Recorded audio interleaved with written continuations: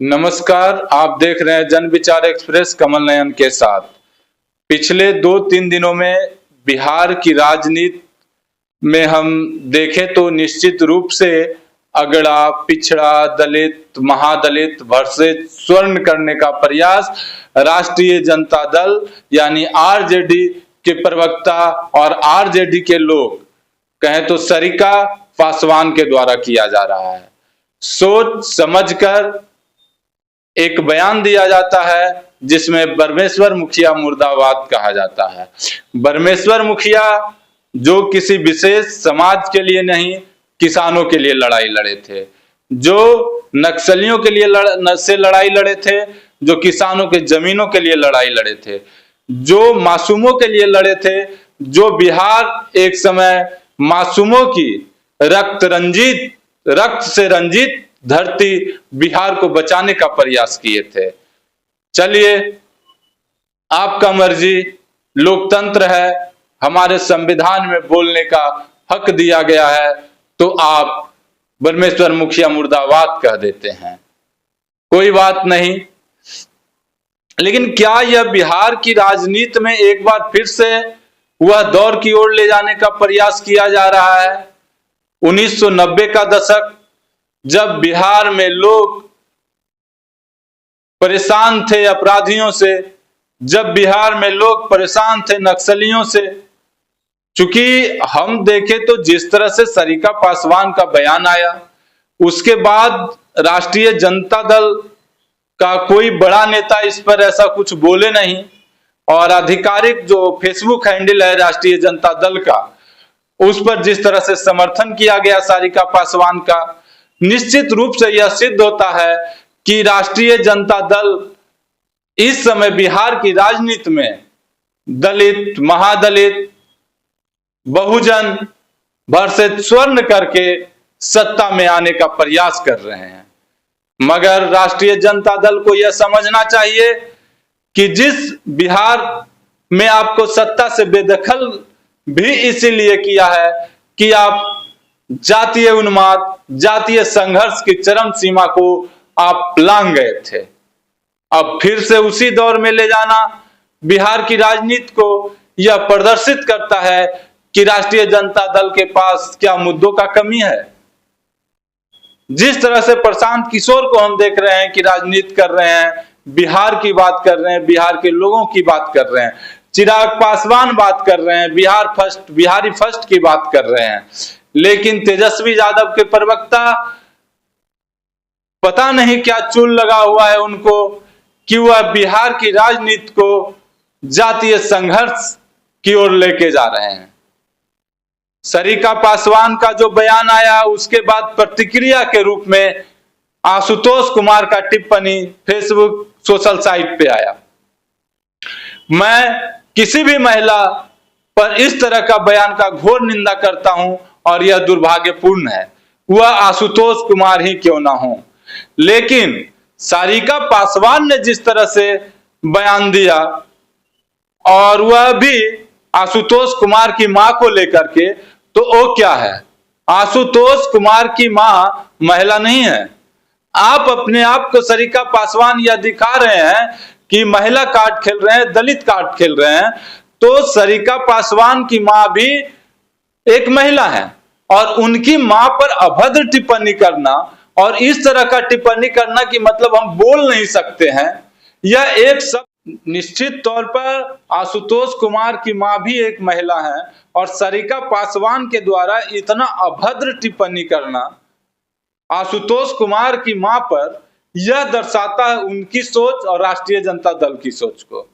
क्योंकि हम इसलिए कह रहे हैं कि आप 15 साल सत्ता में रहा है राष्ट्रीय जनता दल, और जिस पार्टी के अध्यक्ष हैं आशुतोष कुमार, उनके एक भी विधायक नहीं है। आपके नेता प्रतिपक्ष है तेजस्वी यादव। आपको लोकतांत्रिक मर्यादा का ख्याल रखना चाहिए, लेकिन इस तरह का टिप्पणी कोई भी सभ्य समाज बर्दाश्त नहीं कर सकता है।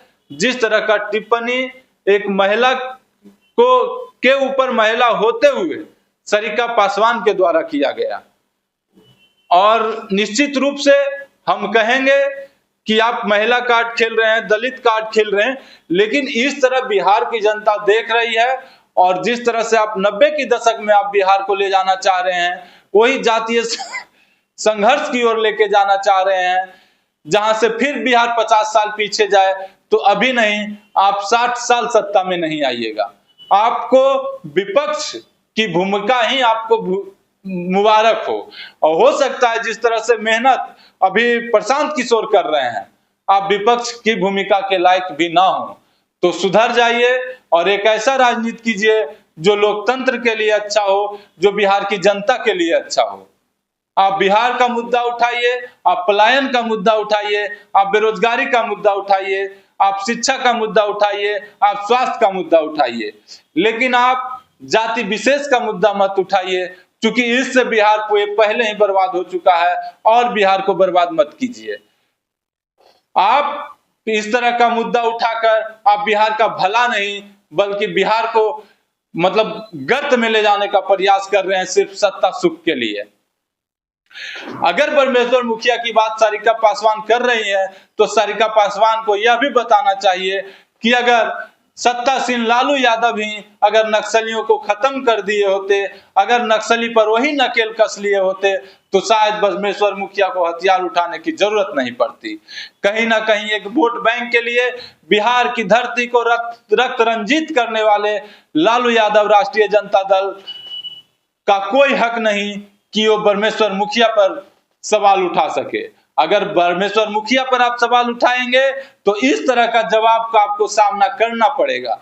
लेकिन अमर्यादित भाषा का हम कभी भी समर्थन नहीं करते, हम उसका विरोध करेंगे, उसका घोर निंदा करेंगे। लेकिन आपको भी सोचना चाहिए कि विकास को बिहार के विकास के लिए किन मुद्दों की जरूरत है। क्योंकि 90 के पहले हम बिहार में इंडस्ट्रीज था, ऐसा नहीं है कि बिहार में एक से एक विद्वान की धरती है, विद्वता की धरती है। मैं एक बार फिर से कह रहा हूं, एक से एक महापुरुष की जन्मस्थली है बिहार। आपने बिहार को कहां भेज दिया भैया? 15 साल शासन किए, 15 साल में एक बच्चा जवान हो जाता है, 5 साल के बाद उसकी शादी होती है, फिर उसके बच्चे हो जाते हैं। आपके मुंह से यह शोभा नहीं देता है, और आप इस तरह का टिप्पणी करना बंद करें, नहीं तो हम एक बार फिर से कह रहे हैं, आप विपक्ष की भूमिका में भी नहीं रह पाएंगे। जिस तरह से इस समय मेहनत प्रशांत किशोर कर रहे हैं, आप बिहार की राजनीति को समझिए, बिहार के लोगों का दर्द समझिए। ऐसा नहीं है कि बिहार में दलितों का बहुत ज्यादा उत्पीड़न आपके समय नहीं हुआ। आपके समय में दलितों हो, स्वर्ण हो, कोई भी समाज के लोग हो, सभी का उत्पीड़न हुआ है। और सिर्फ सामाजिक न्याय के नाम पर आप सत्ता में बहुत दिन तक नहीं रह सकते थे, वो नहीं रहे। अभी भी अपनी विचारधारा में सुधार लाने की जरूरत है राष्ट्रीय जनता दल को, और इस तरह के बयान से बचना चाहिए। और सारिका पासवान महिला होते हुए भी, इससे पहले भी देखा गया था, लोकसभा में राहुल गांधी एक फ्लाइंग किस करते हैं, उस पर स्मृति ईरानी का बयान आता है, और स्मृति ईरानी के लिए भी अभद्र भाषा का प्रयोग सारिका पासवान के द्वारा किया जाता है। तो निश्चित रूप से सारिका पासवान पहले से ही इस तरह की महिला रही हैं, जो कि महिला को ही अमर्यादित ढंग से टिप्पणी करते हैं, और अपने ऊपर अगर टिप्पणी होती है तो महिला आयोग की रुख करते हैं, SC/ST आयोग की रुख करते हैं। ठीक है, आपकी सोच आपको मुबारक सारिका पासवान जी, लेकिन आगे से इस तरह से महिलाओं पर आप भी अभद्र टिप्पणी ना करें। ये आपके जो पार्टी है उसके सेहत के लिए भी बहुत अच्छा होगा। धन्यवाद। हमारे साथ जुड़े रहें, हमारे फेसबुक चैनल को लाइक, शेयर, कमेंट करें, हमारे यूट्यूब चैनल को सब्सक्राइब करें।